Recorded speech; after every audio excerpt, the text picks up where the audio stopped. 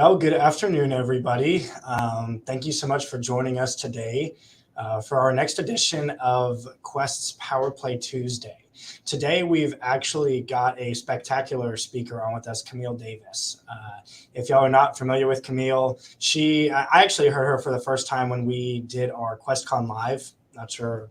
For those of you that did attend that, I really enjoyed listening to her speak, and we've got her on today. She's going to be talking about subject to investments, as most of you probably know. So we're really looking. I know I'm really looking forward to this. But just to give a brief, let me share this really quick. Brief disclaimer: for those of you who are new to Quest, you're not too familiar with what we do. We are a self-directed IRA custodian, and we deal solely in alternative assets. However, we do not provide any sort of tax, legal, investment, or deal structuring advice. Our whole platform is built around providing education to you as the investor to help expand your knowledge, help you grow as a real estate investor or whatever kind of alternative assets you're into. So that's kind of what we really see as our purpose. So please bear that in mind as we go through the presentation and as Camille speaks as well. This is truly for educational purposes. If you do have some questions for her or for us as we go through, put them down in the comments or in the chat. You can post them there. We'll get to them probably towards the end of the presentation. We'll have a little Q&A session after Camille gets through everything. So let me just give a brief introduction before we bring her up. So Camille actually started kind of learning and growing in the real estate industry back in 2011. So a little over a decade ago. And she has really made her, I guess, living and got her experience acquiring over hundreds of different properties, oftentimes without any money out of her own pocket or very minimal amounts.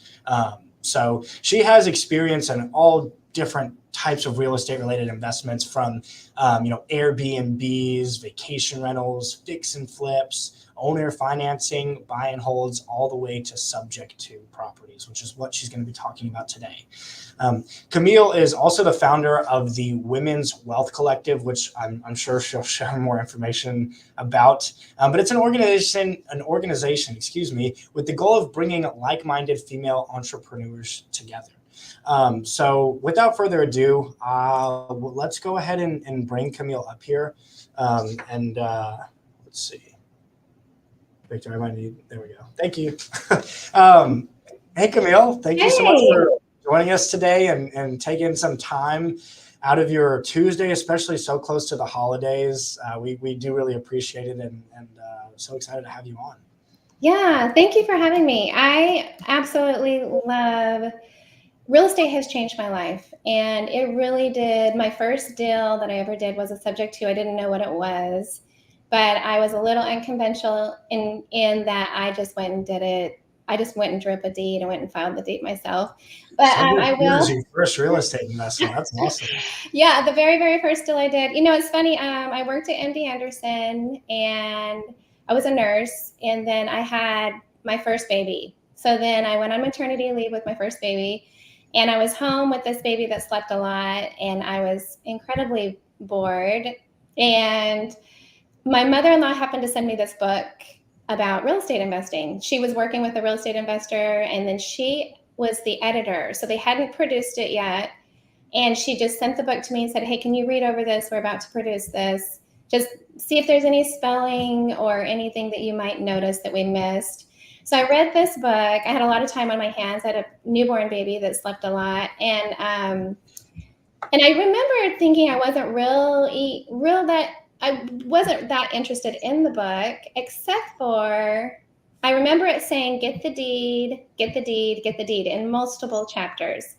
And then at the very, very end of the book, it talked about tax sales and how the county taxes are superior lien position. And then and that Texas was the best place to do it in because you get the deed to the property, and you get 25% interest if that homeowner ever redeems in the first year, and then you get 50% interest if that homeowner redeems in the second year. Well, I was so intrigued by this. And of course I go to my husband and I say, Oh my, like you can buy properties in Texas for the price of taxes, and then of course he was like, well, I'm sure it's not that easy. I'm like, I mean, you need to do all your research because I was like, I'm going to go to a sale. And he knows me. I'm an action taker. I get excited. And he's a little more reserved and careful. And so, but that's what got me started. And so, but I went to my first tax sale, saw one go in Kingwood, Texas. It just happened to be 4th of July. And that's why I saw this go for the price of taxes. There wasn't as many investors there when I went on my first sale. And it went exactly for the price of taxes. It was in Kingwood, Texas. There was $20,000 owed. It was worth $120,000. I had driven by it. It was empty. And I watched this investor, nobody bidding against the investor. I watched the investor buy it for $20,000. So of course I was hooked at that point. I went to multiple other auctions, closure auctions. But then I found also that it was really hard. After that, there was a lot more investors. Then you have to have all the cash up front. So then, a few years later, a friend of mine, a friend of mine came to me, and she's from church, and she was just telling me this situation on her home where her husband had left her, and she wasn't going to be able to make the next payment on the house. And she was just talking to me as a friend. And then I just thought, wow, that's just awful. That's too bad. She said, I'm going to have to move to California, move in with my parents, but I'm not going to be able to make the next payment. And she said, I'm just going to have to let my house go to foreclosure. And so I went home that night and I started thinking, well, what if I just get the deed? And what if I just take over her payment? I really didn't know what subject to was at this point. And I told my husband, and he said, he said, what about our house that we're in now? How are we going to make our house payment and make this other house payment? And I said, well, we can rent out our house. We can move into hers. Hers was in a little nicer neighborhood, really close to ours, but better schools. And so I thought, that book came to my mind, get the deed.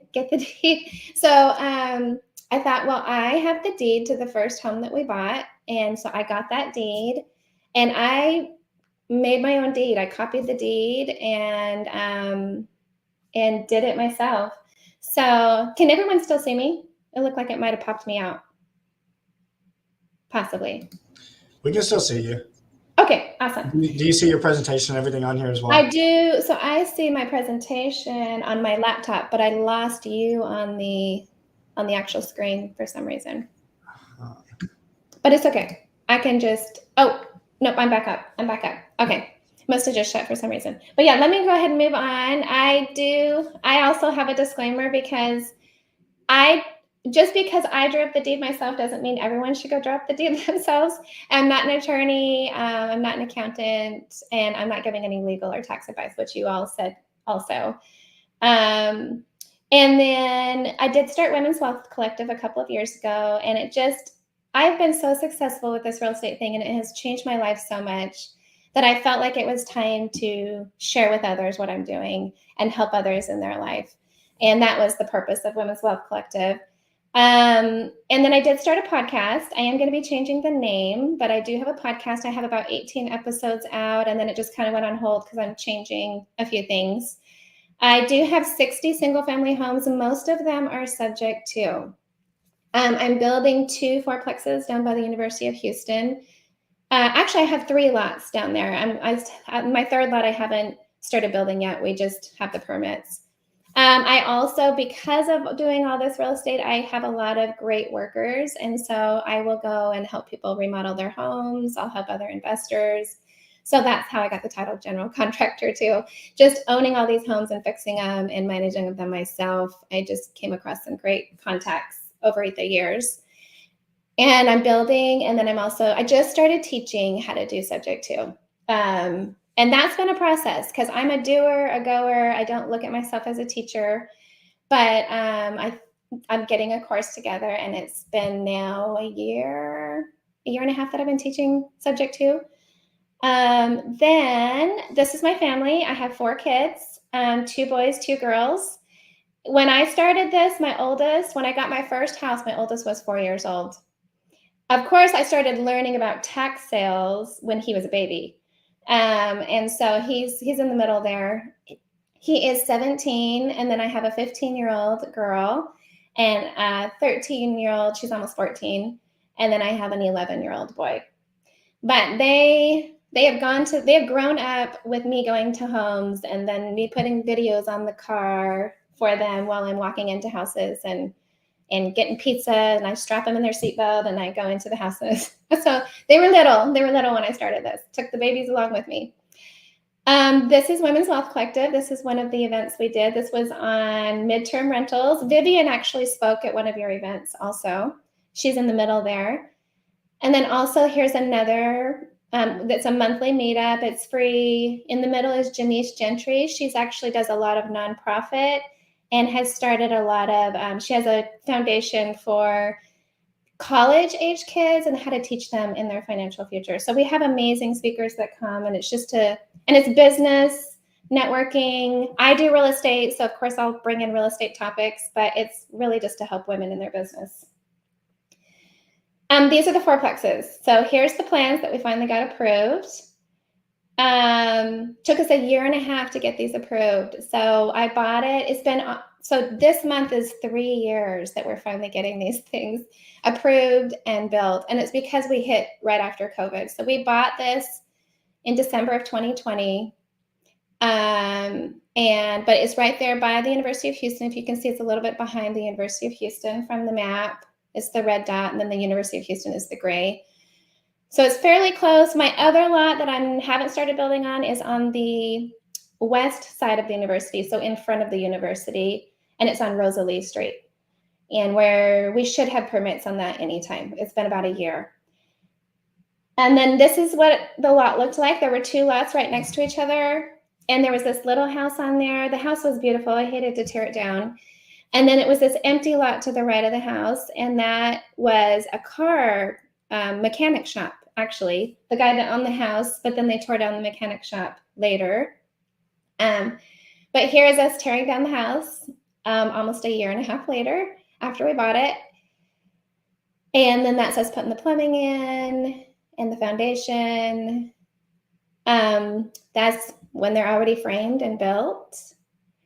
This is we had to do a special drainage plan. We had to raise the units just a little bit. The city had us do quite a bit on it. That's why it took so long. So that's October of 2023. We're finally getting some progress. This is the rendering. So that's what they should look like when they're finished. They are so close. I actually should have put a new updated picture in there. They're 2-bedroom, 2-bath, and we will probably do college students, but honestly, we're just going to open it up to anybody and everybody. It could be small families. It could be medical professionals, because we're downtown and close to everything. I think we're going to furnish them and be able to put them on Airbnb also. So we'll have kind of the realm of all of it. That's the bottom floor. And then the second floor, which is exactly the same. Anyway, so now subject 2. That was just a little bit about me. Subject 2. This is how I got here today, is definitely doing these properties. It's amazing. So a lot of people ask me, I think the biggest misconception is a lot of people think the bank owns the house. And when you have a car and you have a note on the car, you don't actually get ownership of the car until you pay it off. Houses are completely different. You get ownership at the title company. They sign the deed over to you, and that mortgage is now a lien against the home, but you do own it. And then I think the biggest misconception is people think that the bank owns the house. And so what happens is there's a deed of trust, which is a mortgage document in Texas. Some places call them a trust deed, deed of trust. I'm trying to think of some of the others. We call it a deed of trust. And then there's this note that goes along with this filed instrument, and the filed instrument is the deed of trust. The note never gets filed, but you need those 2 documents to make the mortgage. And then the deed is a whole separate document that I don't have on here, but it's like filed separately. And then, so purchasing real estate, subject 2 is where you never pay off that lien that's filed. You have the deed signed over to you and you own the house, but you never put your name on that loan. So it's kind of like assuming the loan, but if you assume the loan, you're actually qualifying for that loan, and the bank needs to see your tax returns. The bank needs to see your debt to income, your monthly income, all of that. That's when you assume the loan, you're qualifying, and then you're going to get that loan paid off and it's going to go to your name. But doing subject to, you never pay off that loan. You continue to pay on that loan for somebody else. That loan stays in somebody else's credit, but you own the house. So it seems crazy and it seems too good to be true. And a lot of the questions are, who would ever do that? And you'd be surprised how many people, even today, actually more today than probably even before, is people can't sell their homes for what they bought them for right now. That's the current market. And so let's say they bought it in 2020 or 2021, and now they need to sell. Maybe they got a job transfer, or maybe they can't keep up the payment. And especially with inflation and everything being more expensive and jobs not paying more, there's a lot of people that can't make the payment on these new homes. Or let's say they get a new home and the taxes never hit because it's brand new. The developer just made it. They think they can make this monthly payment. The next year hits, and then of course we know taxes in Texas can be $1,000 a month, depending on where you're at. And then these taxes hit, and they think, oh, I can make this $2,000 a month payment or this $2,500 a month payment. But then all of a sudden their taxes hit that next year. And now their payment's $30,000 or $3,000 a month or $3,500 a month. And now all of a sudden they're like, I can't pay this. So I've gotten multiple homes, about 10 in the last 2 or 3 months, where the home is brand new and they're just not able to make the payment anymore. And they can't sell it because if it's in that $500,000 price range, they're taking longer to sell. Not as many people can qualify. But I can turn and rent those houses and make some really good money off of them. Or even I just keep them, even if it just covers just the mortgage, and I just keep them and just keep renting them. That's what I did in 2010. I started this in 2011, I guess. 2010 was when my friend came to me. I didn't get her deed till like January of 2011. But from January to so in 4 years, I had 30 homes.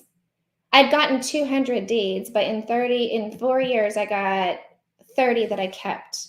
And these were brand new, nice homes. There wasn't any equity, but I could put somebody in there to rent it and cover the payment and actually make money on it every month. So I was making, on average, about $500 a month on them. Some of them I'm making like $800 a month.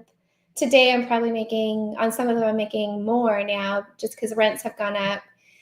And so anywhere from $1,000 to even $1,300 a month on some of them. So these are some of the reasons people would get behind on there is, I call it the 4Ds. A lot of my properties are divorce. I'm sorry. A lot of people who are getting divorced. And let's say in the divorce decree, let's say the husband gets the house and then the wife, or the other way around, let's say the wife gets the house, but let's say the husband's on the loan.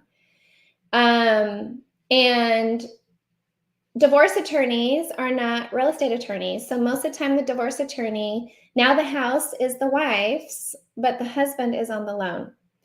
And so sometimes that wife or the husband can be upset, and they're like, and I had this happen. One of the homes I got, the wife said, I'm just going to kill his credit.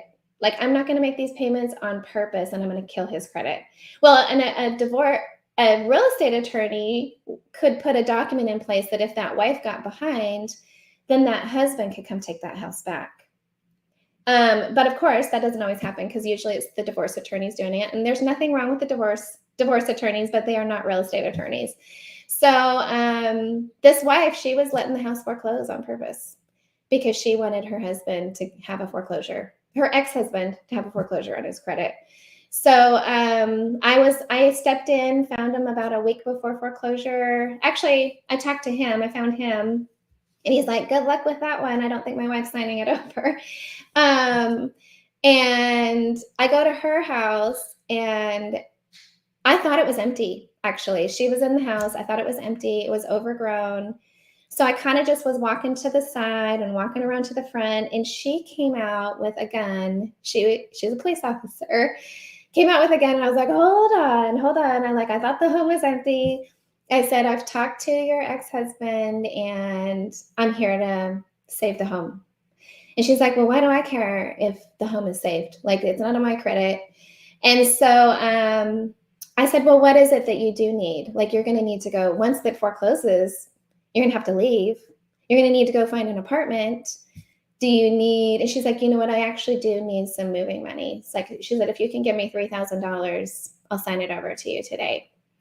So I did. I gave her $3,000. She signed the deed to me. And of course, I went back to the husband and said, okay, sign the deed over. Actually, no, I didn't have to go back to the husband.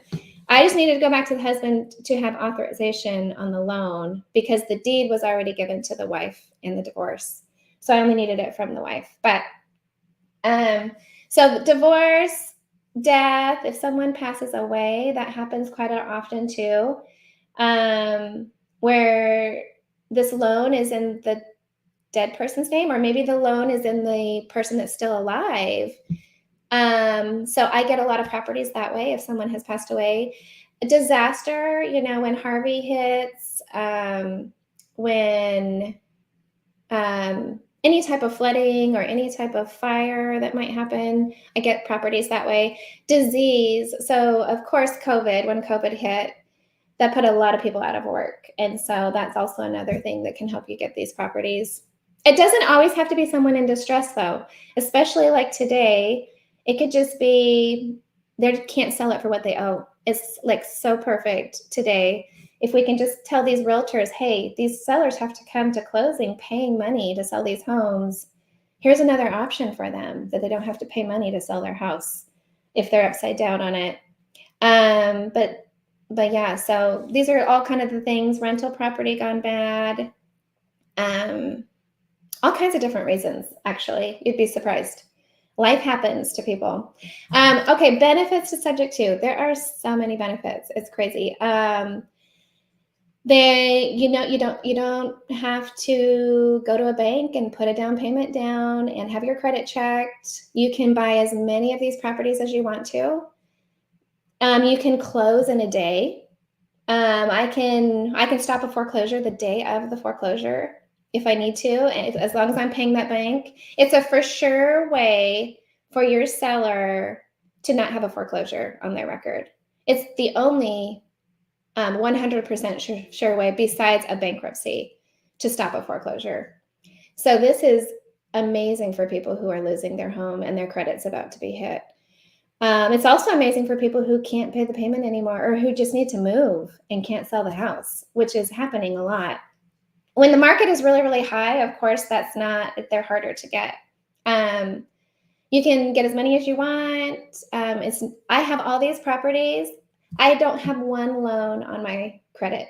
So if you pull up my personal credit, there's nothing there. Not even the first home I bought, because I rented out the first home that I bought. I ended up refinancing it into my business name on an asset-only based loan, a DSCR loan. And so I don't have any loans on my credit. No one would even know I own these properties unless I went and showed them the deeds to all of them.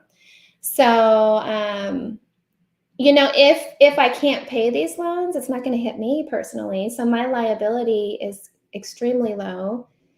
Of course, I don't want to not pay the loans because then it's going to hit somebody else's credit. And I don't want to lose the homes. Of course, if I don't pay the loan, then the bank is going to come take it from me. But liability-wise, it's like the best thing you could ever do. This was the very, very first home that I got. The lady from church that came to me and said, I can't make the payment, and my husband left me. That's the home, and that's the numbers on the home when we got it. but it's worth way more today. It's worth like almost 400,000 today.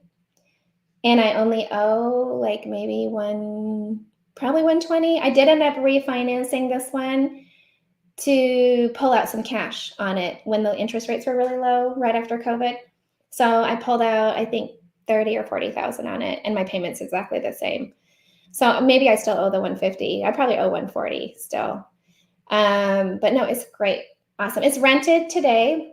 So I moved into that one, lived in it for 5 years, and then I moved into the home that I'm in now that's subject to also. And so I'm renting that one and moved into another one. But then due on sale clause. Okay, so when you transfer, I had no idea when I did this, I just did it.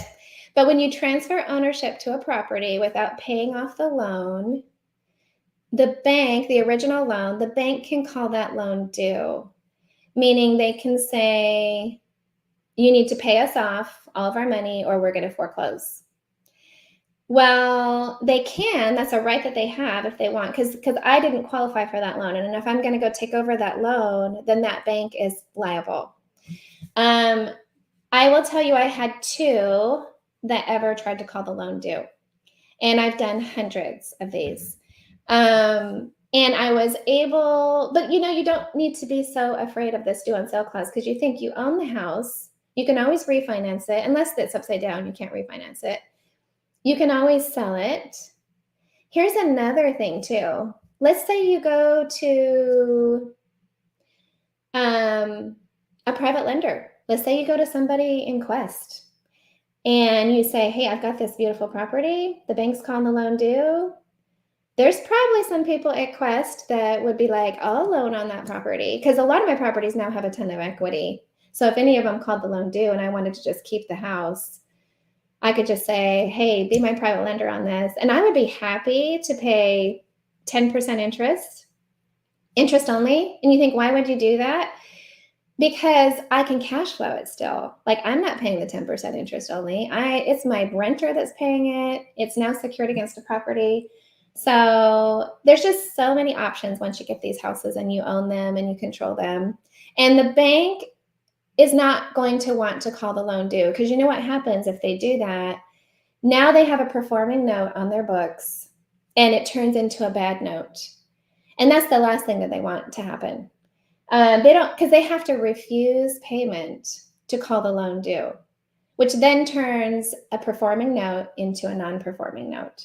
So that is not something that they really want to do. That's what I said is, yeah, they have to refuse the payment on the loan. Also, my biggest thing is when you do this, you have a ton of power when you know how to take over these loans. So I just say, always do things for the right reason. Like, always do this to help other people and not to get greedy, not to make it about yourself. Because as you're helping other people, everything's always going to be okay. Once you start using this in the bad way, and the reason I say this is because there was a guy that learned how to do this from a friend of mine. So I helped a friend of mine and she had all of my documents. Then this guy that knew her said, hey, I want to do this. And so she helped him do some of it. Well, what he was doing with my documents was he was then filing bankruptcy on every person that he had gotten, because I get a power of attorney on the loan so that I can speak to the bank, so that I can speak to the HOA, so I can speak to the homeowner's insurance. I get a power of attorney, and it's only for that property. But he was using it to go file bankruptcies against these people.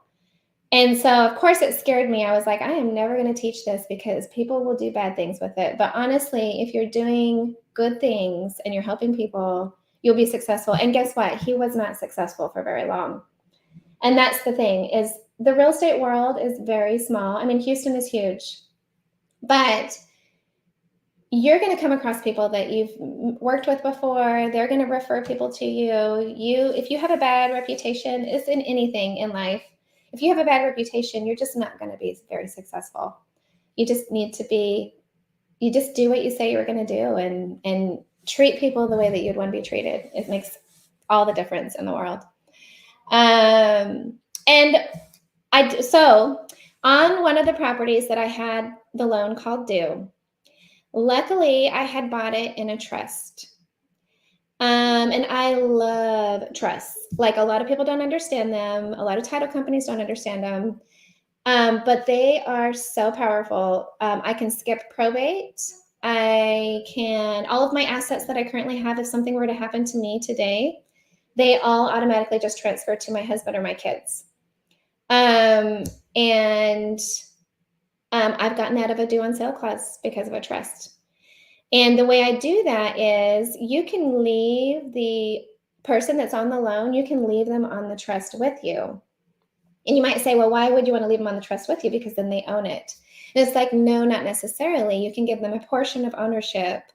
You can keep the majority of the ownership, and you control the house, and you control the trustee on that trust, the one that has the right to, if you have the majority ownership in that. So I put the person that's on the loan, I put them on the trust with me. And the bank was like, we're calling the loan due. And I said, well, I bought this in a trust. And they said, okay, well, we accept trusts. Can you send over the documents? I was a little nervous sending over the documents, I have to be honest. But I sent over the documents. They first came back and said, well, this trust doesn't comply. And I said, well, what do I need to do to make it comply? And they said, well, when the person that's on the loan dies, it has to be non-revocable. So a revocable trust means you can change the ownership, you can change the trustee, you can change things with the trust. A non-revocable trust means you can never change it. So once that person on that loan dies, they wanted the trust to be non-revocable, or you can't change the trust anymore. And so I was able to just put that in my trust because I had a revocable trust that I use. So I was able to just change my trust. And then I think the other thing they wanted is I had myself as the beneficiary. I had it in my LLC. So the beneficiary of the trust was my LLC. And they wanted it to be my personal name. So I ended up just changing it to my personal name. And you can do that legally. You have an amendment of trust or a reassignment of trustee or a reassignment of beneficiary, and sent it back over to the bank. And then the bank came back and said, okay, well, it looks like everything complies. Do you want to pay off this loan? And I said, no, I don't. And they said, okay, just keep making the payments. And so I thought, okay, awesome. We got it works, right? So what everyone is so scared of. But the thing is also, if I didn't have it in a trust, I had equity in that property. So I could have paid off the loan. I could have just refinanced and paid it off. I could have turned and sold the house and just paid it off. So do not be scared of this big bad wolf that you think is out there, because there are still options. It's all just learning how. If you own the house, that's gold. You control it if you own it, even if you're not on the loan. So this is kind of how I run mine. Of course, you can do this all kinds of different ways. There's probably 10 different ways you could do this and still be protected and still be safe. But I do have a series LLC.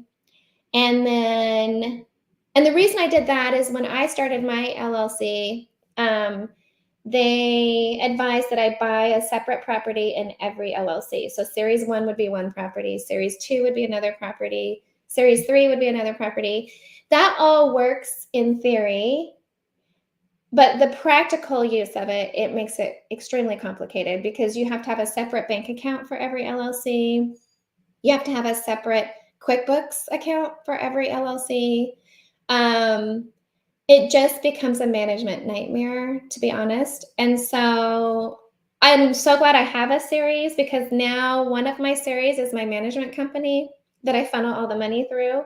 And then I now own all my properties in a completely separate LLC, which was really easy to do because I put them all in a land trust. So then I'm able to I don't have to go file a new deed on all of my properties. I was just able to just transfer my ownership in my land trust. So anyway, that's kind of how I structure it. And there's all kinds of different ways to do it, though. I like this. It works amazing for me. But then, oh, then of course I skipped over this. I skipped over my own presentation, but yeah, just if somebody wants their loan paid off in the future, I will do what I can to get that loan paid off for them. I'll first ask them, okay, why do you need the loan paid off? If they're just going to go buy another house, then I'll say, you know what, I can help you get qualified on this other house. Just because this loan is in your name, I'm covering the debt on this loan for you. So just like a rental property, if a renter is paying that loan, you can go get more loans in your name. So then what I'll do is I'll say, hey, I can show proof of payments to your mortgage lender, and I can show them that I'm going to continue to make these payments, even though I'm not legally liable for those payments. And I can send this letter, I can talk to your mortgage lender, and I've been able to help people go and get another loan on another house. So if that's the reason they want it paid off, because they want to go buy another one, I can usually help them go get another house, and we can just leave the loan in their name. Most of the people that I've worked with, it does not bother them that the loan stays in their name. They think it's going to affect them in the future, but it only helps them. A mortgage loan on your credit actually makes your credit go up. So then once I pay off a mortgage loan on your credit score actually drops just a little bit. So a mortgage loan is a good debt to have on your credit. So it's just been amazing. So and comply with the laws, right? You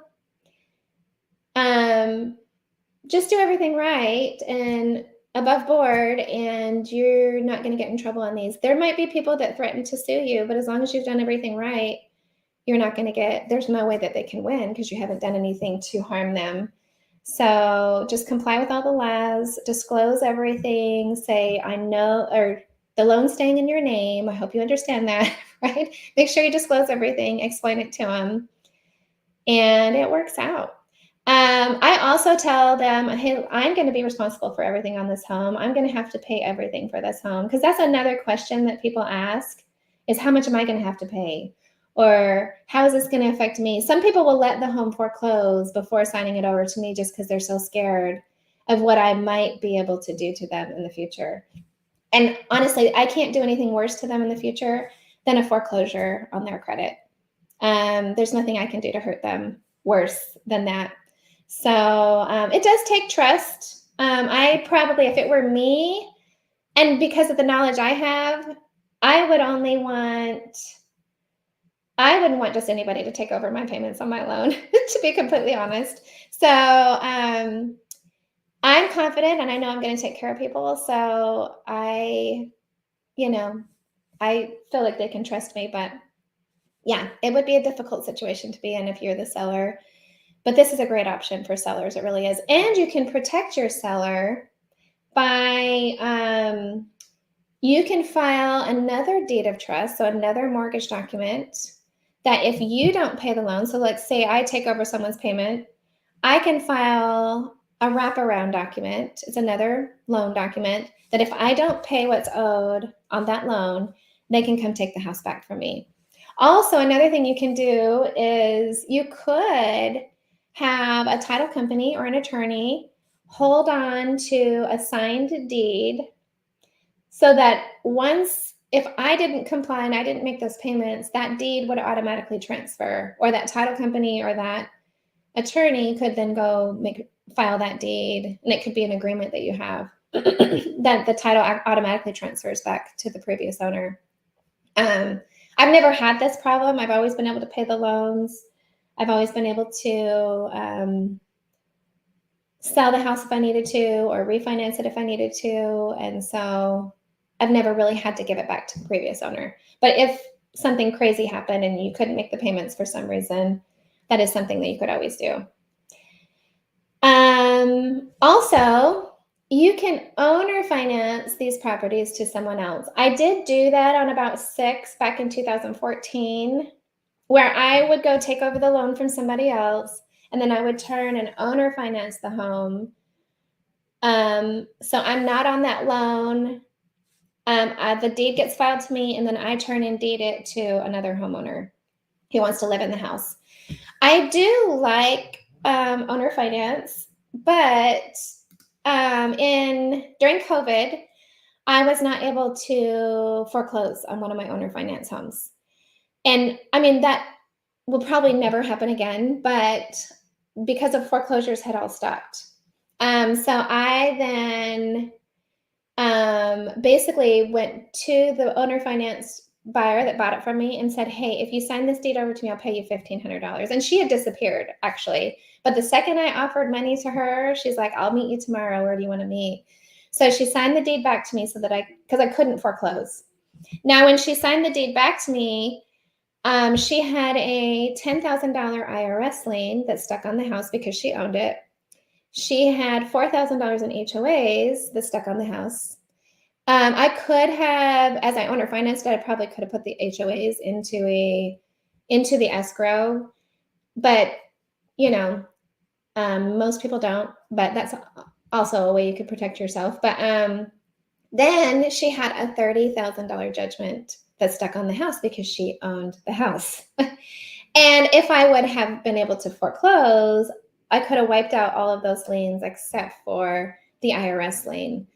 But because I couldn't foreclose and I took the house back, I then was liable for all that debt. And the house wasn't taken care of. So then I had to go put another $50,000 back into the house. So again, I was like, you know what?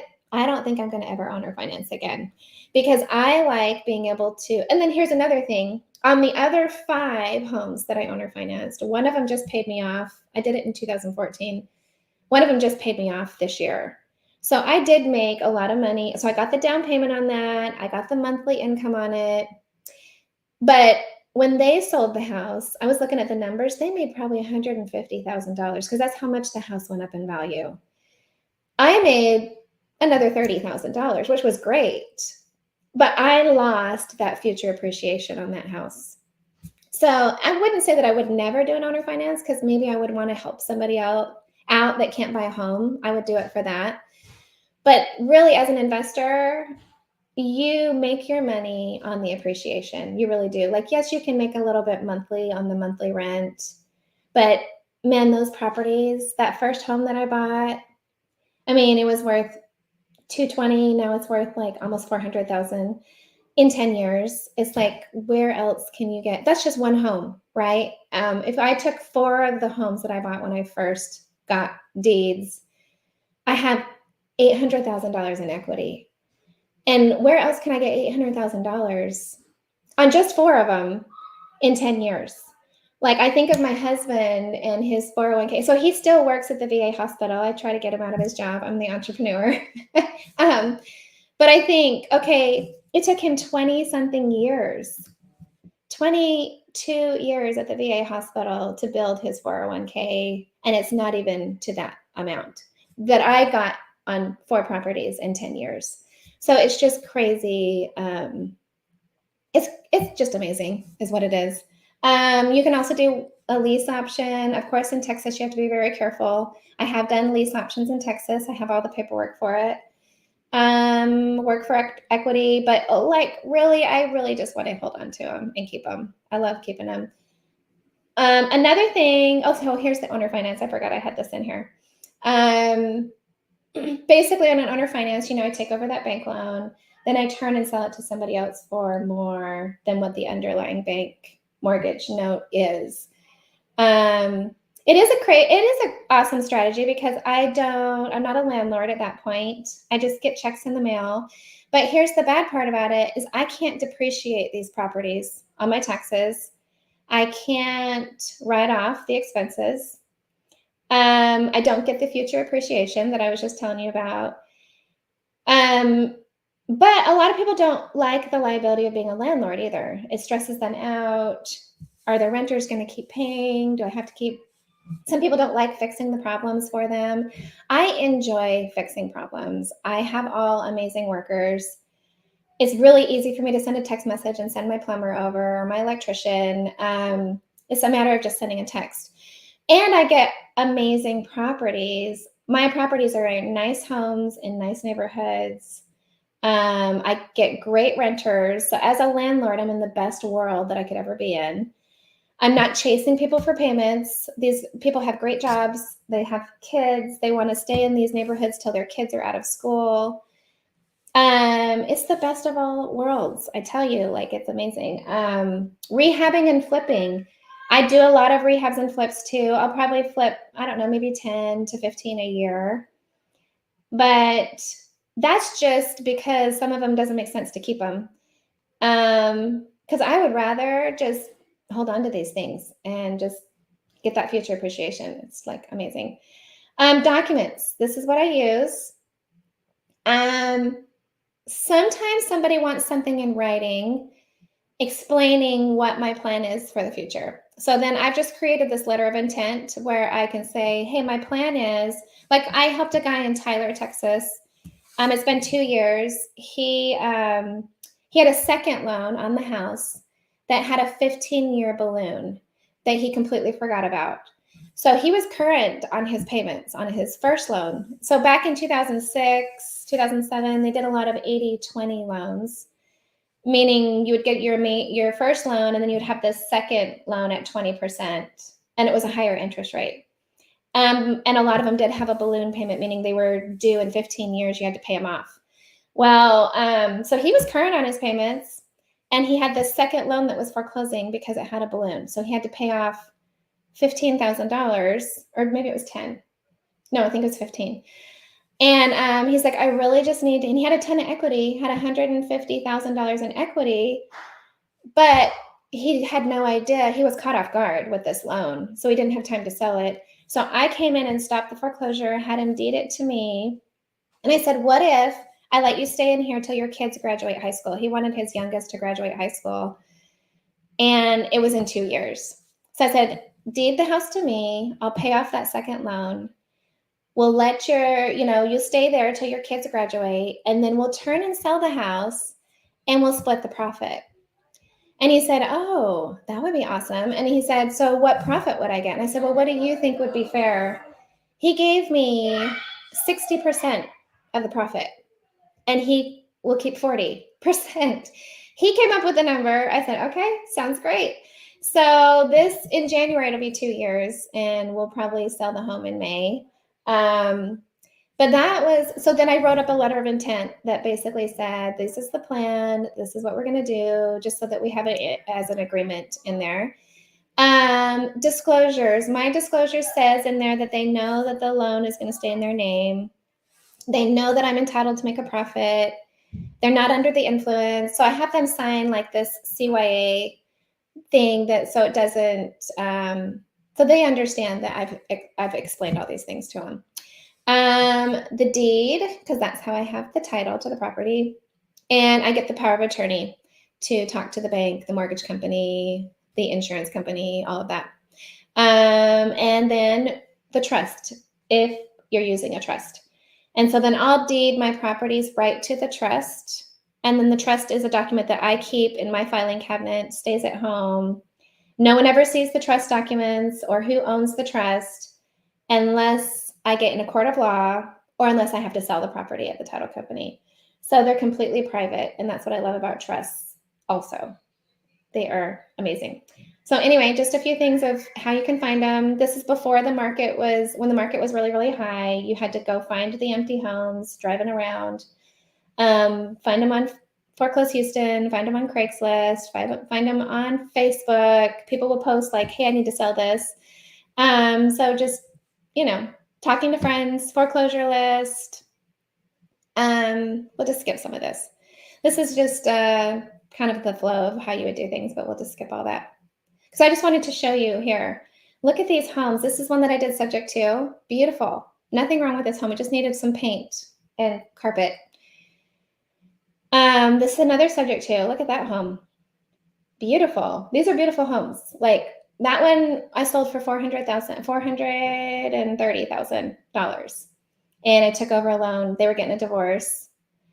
Here's another one. This one, another divorce situation. This one, they couldn't actually turn and rent it for what the payment was. But how I made this work, they owed too much on it. They couldn't sell it because they had just bought it. And the payment was so high that they couldn't rent it for what that would cover the rent or cover the mortgage. So crazy what I did on this one is I found a veteran that was 100% disabled. I put him on title with me in the trust, and we used his 100% disabled veteran exemption. So basically we paid no taxes on this property. So I was able to make this property work where no one else could make that property work. It was going to foreclose. So that one is amazing. The veteran is still in the house. Here's another one. It was also a divorce situation. This was the very first one that I got, my friend from church. That's the very first one. I mean, these homes are beautiful. Look at that home. Can you believe that? This guy got put in jail, and I stopped it from foreclosure the day of foreclosure. But beautiful, beautiful, beautiful home. This is the home that I currently live in. It's a subject to. I stopped it from foreclosure also.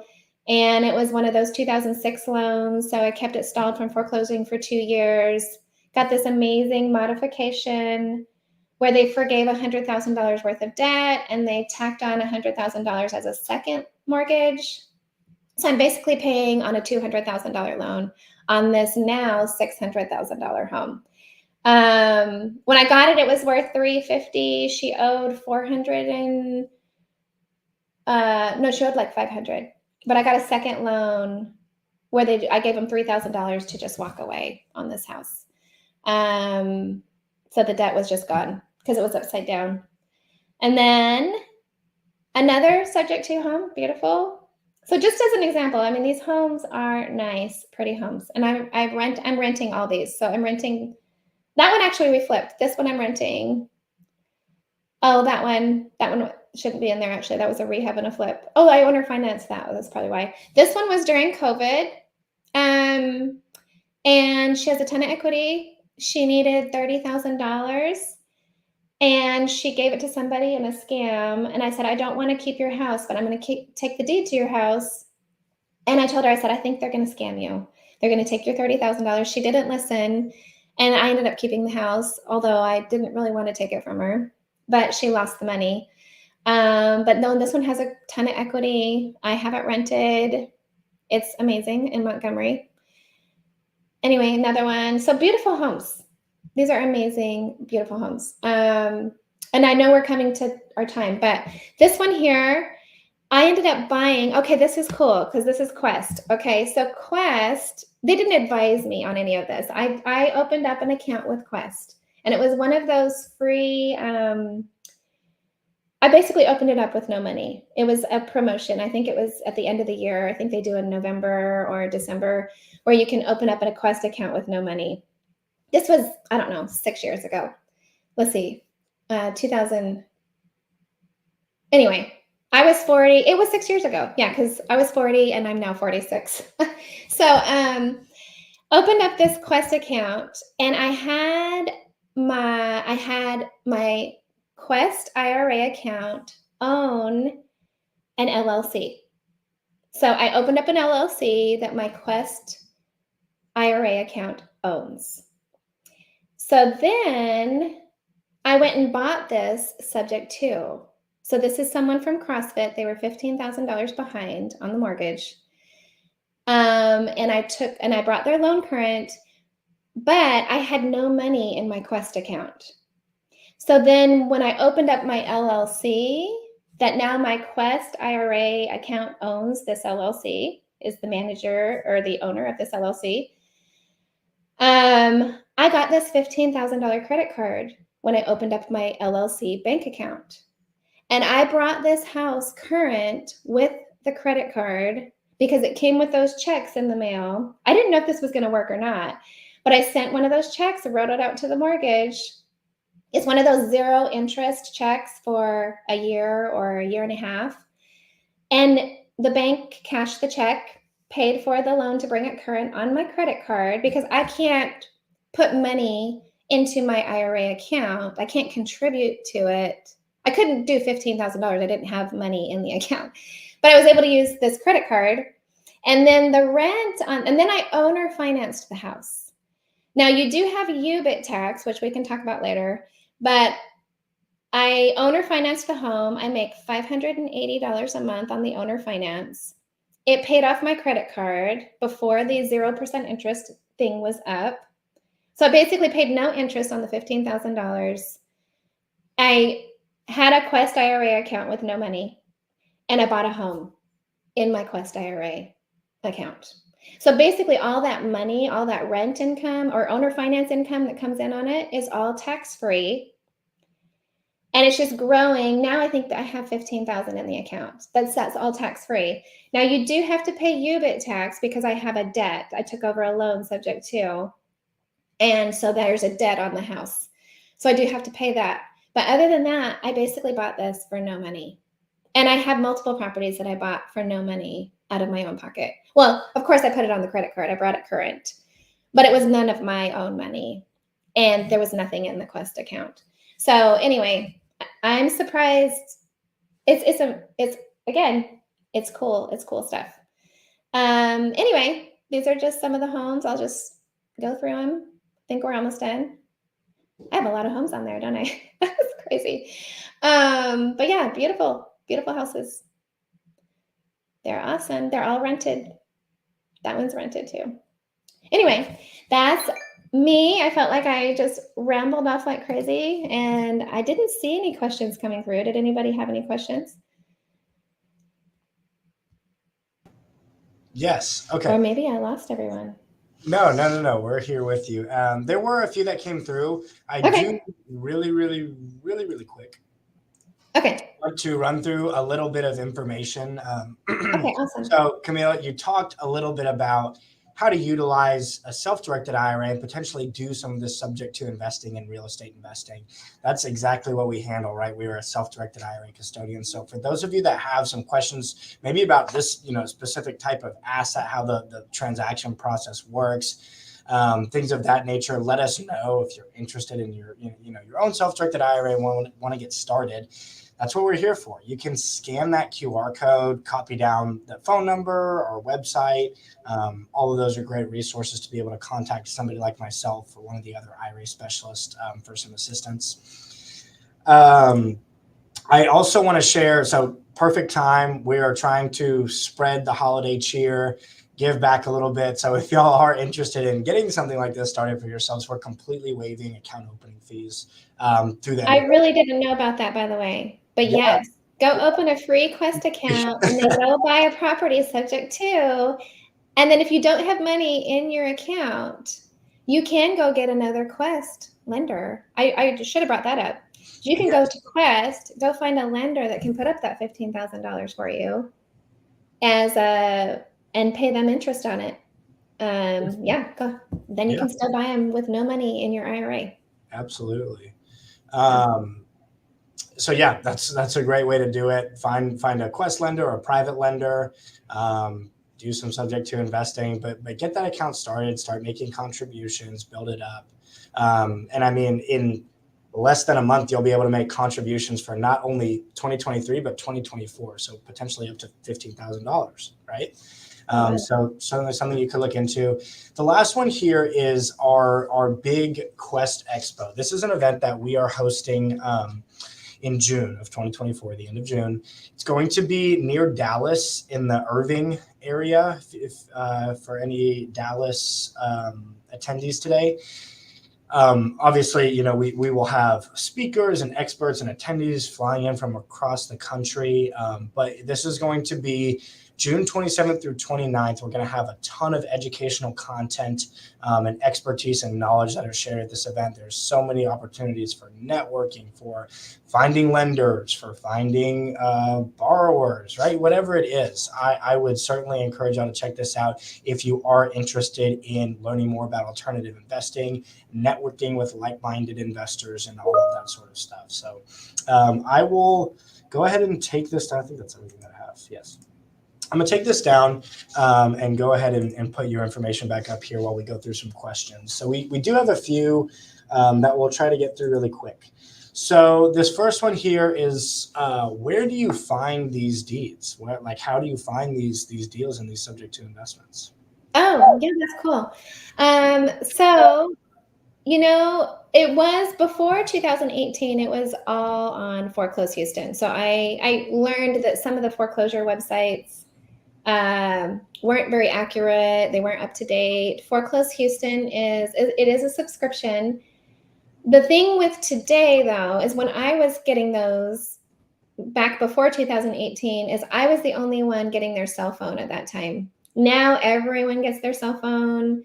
They're so bombarded on that foreclosure list. So I would recommend actually talking to realtors today. Today, I would go to realtors or any home that's been listed for longer than 3 months and say, I see that this house is listed. It's not selling, especially the homes in the $500,000 price range, which might seem scary to you, but honestly, they are the easiest to get rented. You get awesome renters, and you offer to take it over, subject to. I actually think I may create a continuing education course with Trek and see if I can get approved to teach this to realtors, because realtors, we should work with realtors more often. I know there's this reputation of investors and realtors and like we're the bad people, we're the shady people, but honestly, we're not. We should help each other. We're not doing anything illegal here. We're helping people, and it's just different than what they're used to. But yeah, so I would say today, any home that's been listed for quite a while, it's just not selling. People can't qualify for those loans anymore because the interest rates are so high. Go offer to take over their payment, the ones that are listed. That would be, and empty, homes that are just sitting empty. You'll be surprised how many, if you just drive in a neighborhood and you see an empty home, you'd be surprised. Like they just have let the house go for some reason. Yeah. Yeah, absolutely. Okay, what else do we have here? Oh, does the amount of equity in a house matter for subject to investing? No, actually. So I know a lot of people are like, yeah, you got to have at least 20% equity. I'm comfortable enough with it. I'm buying brand new homes that are essentially upside down or they owe exactly what it's worth. I'm comfortable with just taking it over because I rent them so easy. And they appreciate no matter what. And my goal is just to keep them long term. So I don't have to have a lot of equity. Now, if they need a ton of work, then yes, I want some room in there. If I have to go, I don't like to keep the ones that I have to put a bunch of cash into because I want my cash. I want to go buy a home and maybe have 10,000 in it, or I want to go buy a home and have none of my own money into it. So if I have to go fix it up and then keep it, then my money's kind of stuck in there. So, or I gotta go get a Quest lender to lend on it. So I will do those at times, but I like the pretty, brand new, nice ones that no other investor is going after because they don't know how to buy them with cash if there's no equity. So that's another way to really buy a lot because you're the only one that's buying with no equity as an investor. Mm-hmm. Yeah. One question from Daniel about your experiences specifically. Are your properties all in the same state? You know what? I have one. I've done 2 or 3 in Utah. I have family in Utah, so I've done probably 4 in Utah. All the other ones are actually in Texas, but I did help. So in my class, just because I started this about a year ago, I did have somebody from New York take the class, someone from California take the class. So you really can do them anywhere. Anywhere in the United States, you really can do this. Of course, California, their foreclosure laws, and I'd be careful with California if you're going to do California.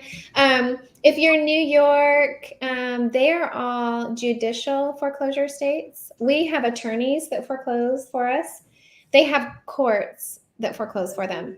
And they're not bad, but it could take up to 2 or 3 years before a home forecloses in some of the judicial states. So you can still do them there. They're just going to be a little bit harder. Texas, I 100% think Texas is the best place, especially Houston, the best place that you could ever do this. It's the most consistent out of any other state. Property values consistently go up. It's not cyclical. It's not like California where things skyrocket and then they drop.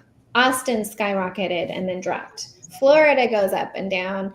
Houston stays stable and just keeps going up. So I love Houston. It's great. Yeah. Let's see. Okem had a question here. Oh, just the same question. How do you find the deeds? I did include the Foreclose Houston website link there. And it could be like, honestly, a lot of people are posting on Facebook now, or next door neighbor. A lot of people are like, oh man, I'm getting this awful divorce, right? And then you're like, okay, what are you doing with your house?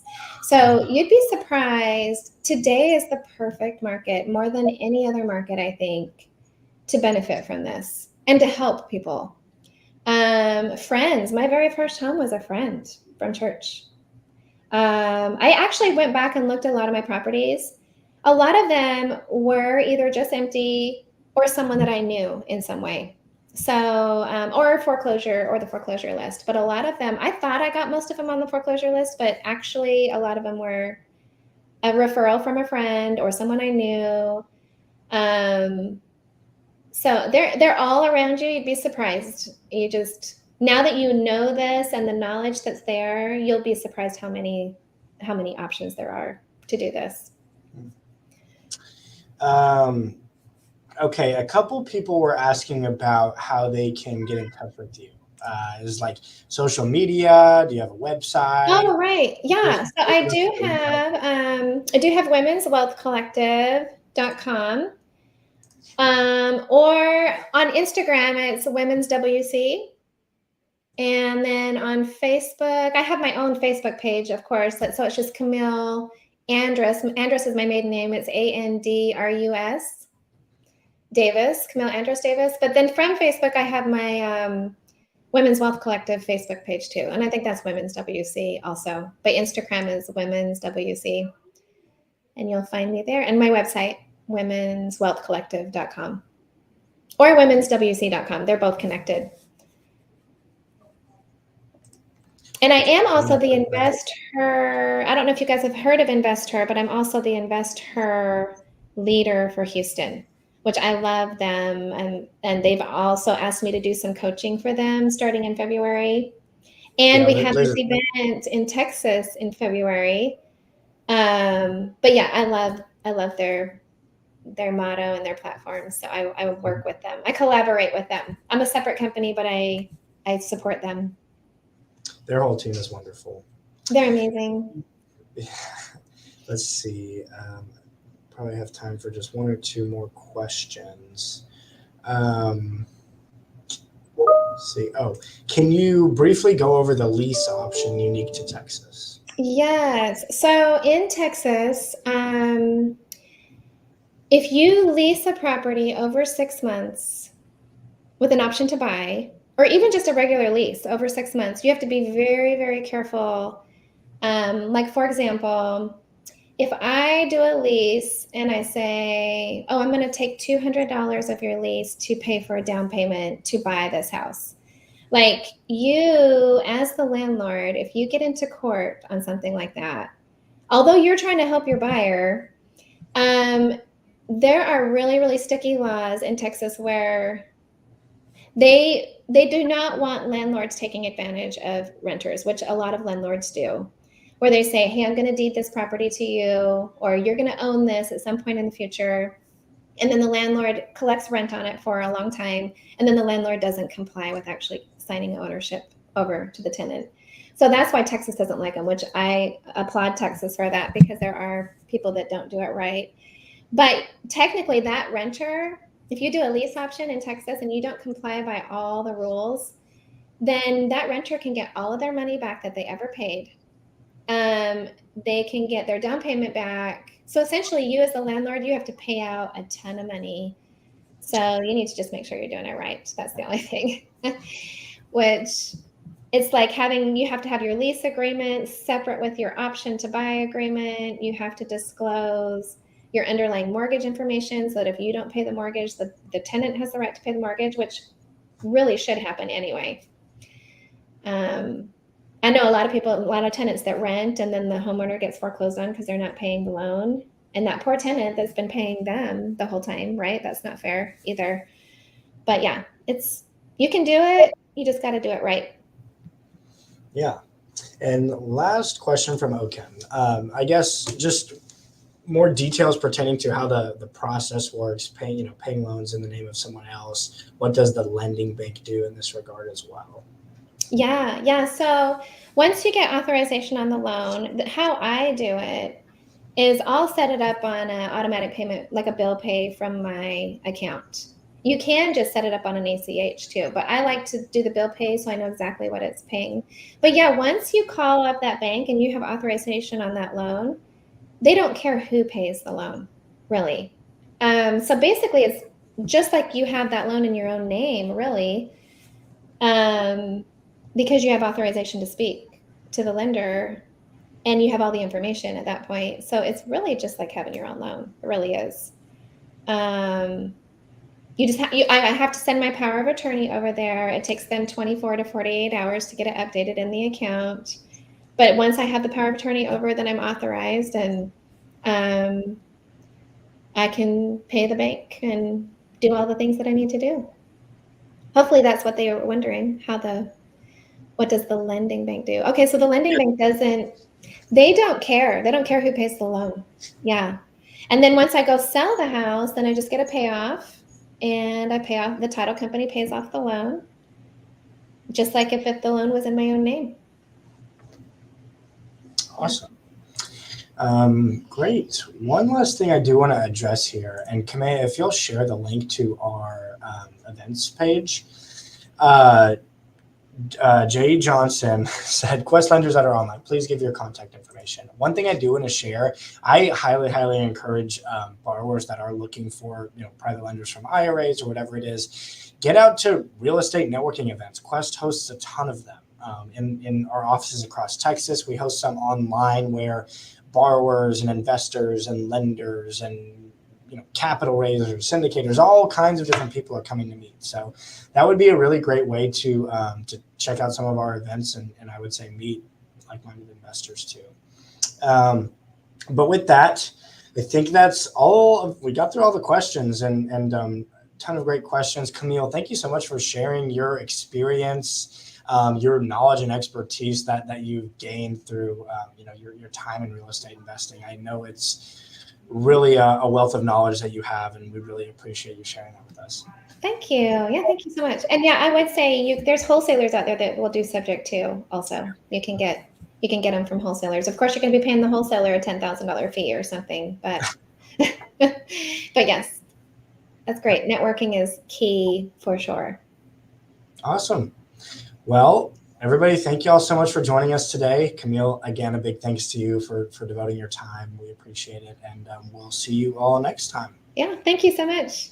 Happy holidays, everybody.